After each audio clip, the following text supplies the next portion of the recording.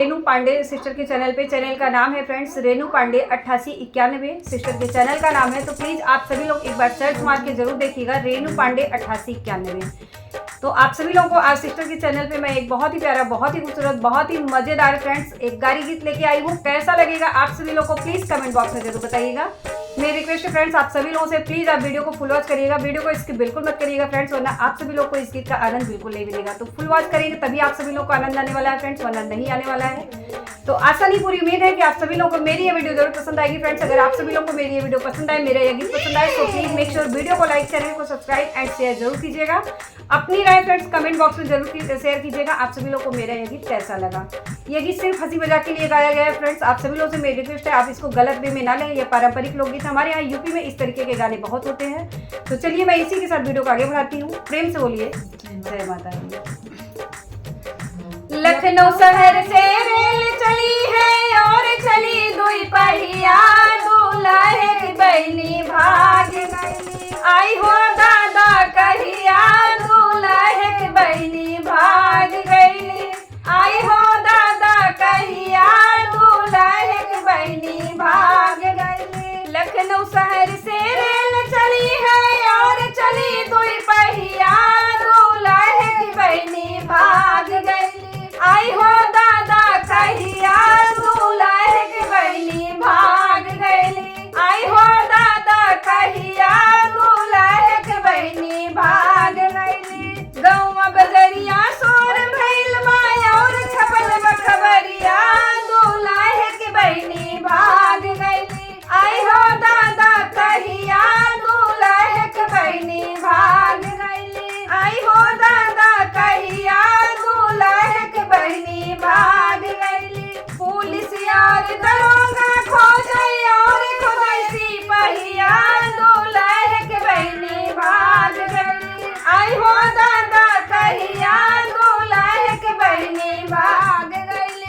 अंगना बीचे दूल्हे रोवे पटकेला का परिया, बहनिया हमारी भाग गई काऊ करी हम दैया, बहनिया हमारी भाग गई काऊ करी हम दैया, बहनिया हमारी भाग गई। भैया हमरे बड़ा रंगीला खोजले महलिया, दूल्हे की बहनी भाग गई नौआ के से जरिया, दूल्हे की बहनी मिल गई नौआ के से जरिया, दूल्हे की बहनी मिल गई। लखनऊ शहर से रेल चली है और चली दुई पहिया, दूल्हे की बहनी भाग गई आई हो दादा कहिया, दूल्हे की बहनी भाग गई। लखनऊ शहर से रेल चली है और चली दुई पहिया, पंडित की बहनी भाग गई आई हो दादा कहिया, पंडित के बहनी भाग गई।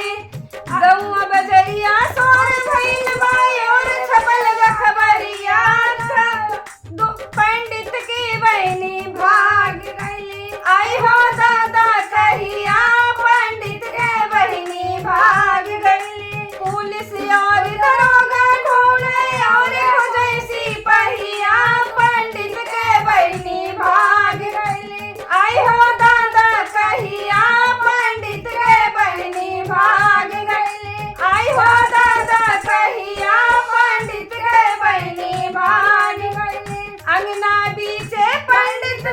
अंगना बीचे पंडित रोवे पटकेले का परिया, बहनिया हमारी भाग गई काऊ करी हम दैया, बहनिया हमारी भाग गई काऊ करी हम दैया, बहनिया हमारी भाग गई। भैया हमरे बड़ा रंगीला हेरले महलिया, पंडित के बहनी मिल गई मलिया के फुलवरिया, पंडित के बहनी मिल गई कहरा के सजरिया, पंडित के बहनी मिल गई। लखनऊ शहर से रेल चली है और चली दुई पहिया, दूल्हे की बहनी भाग गई आई हो दादा कहिया, दूल्हे की बहनी भाग गई।